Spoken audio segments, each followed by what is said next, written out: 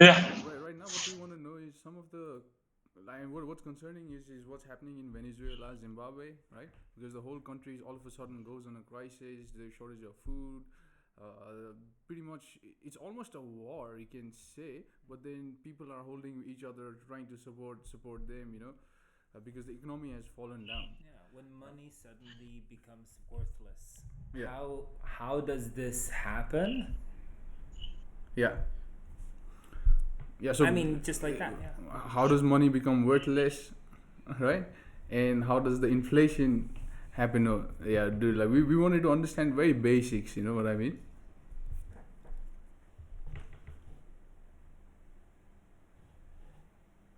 There's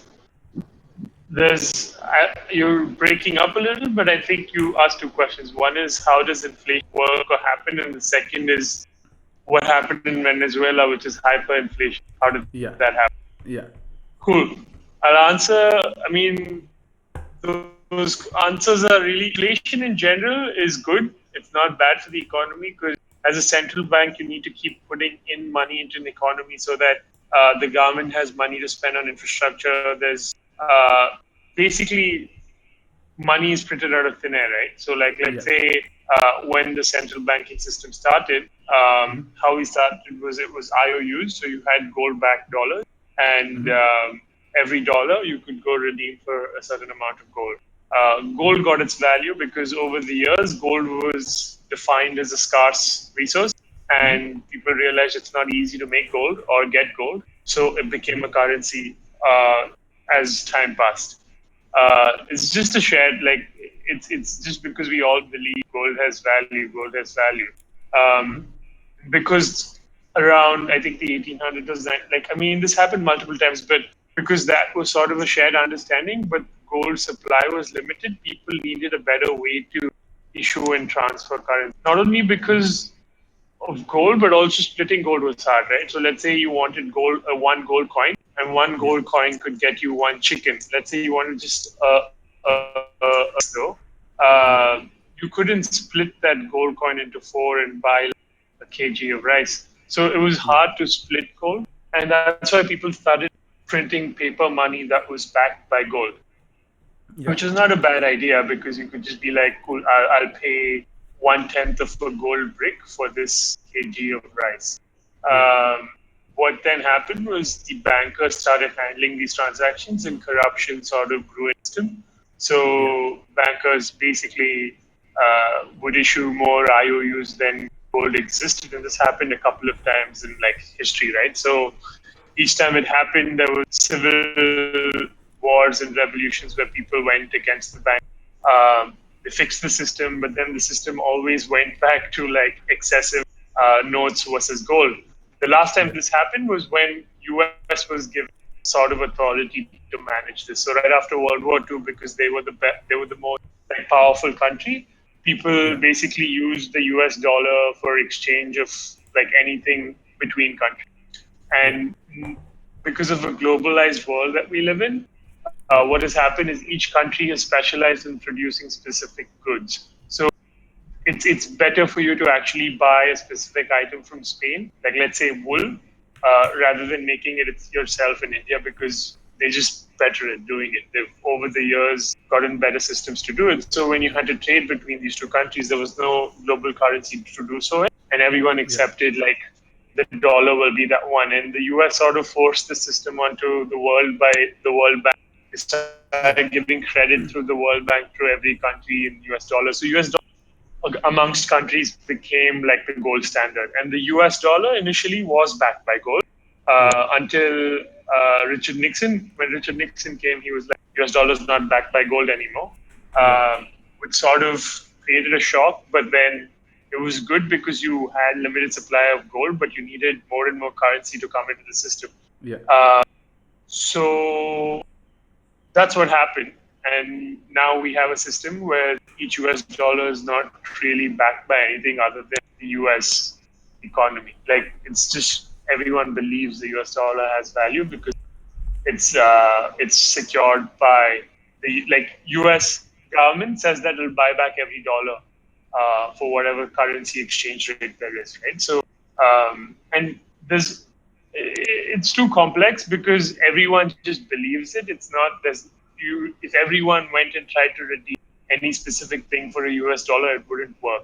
It works because nobody goes to redeem it. They just believe the US dollar has value, and so But global isn't it trade the happens with US dollars. sorry to interrupt you, man. Isn't it the same Go for with it. all the currencies that exist today? Like, it's pretty much not really backed Yeah, by gold, right? Because in our yeah. last video, we were pretty much discussing about this whole how we came to evolution to a paper currency, right? Yeah. So yeah, the currencies came from there, right? So what I'm asking is like, Yeah. isn't it's not just US dollar right now, but it's all the currencies in the world. It works like that, right? We're sort of dependent, not dependent, but like we trust our government for that, right? And US dollar as a whole, we use more as a foreign exchange where it's the same, but it serves higher purpose than I guess other currencies because that's the base stable currency that we all use, right? Yeah, so every country does global trade with USD. So if you take a country as a specific business, Yeah. if you had to go out of if you had to sell anything or import anything, which is Yeah. what a globalized world works on, it's import and export Mm-hmm. of services, you have to somehow interface with the USD. So what happens is that your dollar is basically pegged to every local currency. And so now we can talk about what exactly happened in Venezuela was that Venezuela is just a oil-rich country, and Yeah. they've been like they have one of the highest reserves of oil in the world. But Yeah. for them to dig oil, it's an expensive process. Yeah. But they like when oil was surging into till 2008, like 2000, Yeah. they did really well as an economy because they just had tons of money flowing in. Right, they didn't really need to do anything as a economy to do anything about oil dependence because the whole world needed oil. Yeah. What happened in 2012 was that like the US started doing fracking, and that basically created a shock in the entire system because the US was one of the largest consumers and they became Yeah. one of the largest producers of oil through fracking.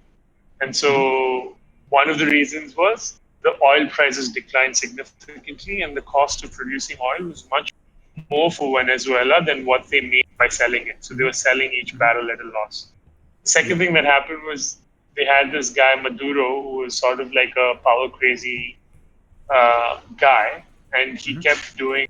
Uh, I mean, it's a geopolitical thing, but the U.S. sort of put embargoes on Venezuela, Mm-hmm. so it became harder for them to do anything. Mm-hmm. So they stopped getting I can incoming relate. money as such as a country. Yeah. And I mean, there were multiple things like internal corruption. Like they created the system where you could exchange Venezuela for a fixed amount of dollars if you're a government official. And there are some videos on this that I can share after. But yeah, it was a lot of so the military generals and whoever was around Maduro made a lot of money, and Mm-hmm. everyone like in the population just like lost everything they had.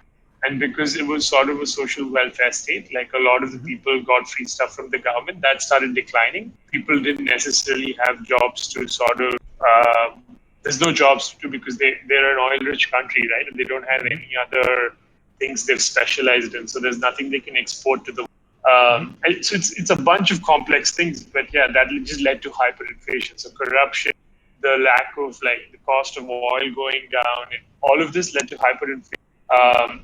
And that basically means that the Venezuelan dollar is whatever the currency is, peso, I think, is not worth much in that country because, and they don't have money to sort of import resources for the whole Mm-hmm. population. So there's a class of populations they need, and there's like the larger amount of population that can't get any of this in because it's autocratic in a way, which is why they have embargoes.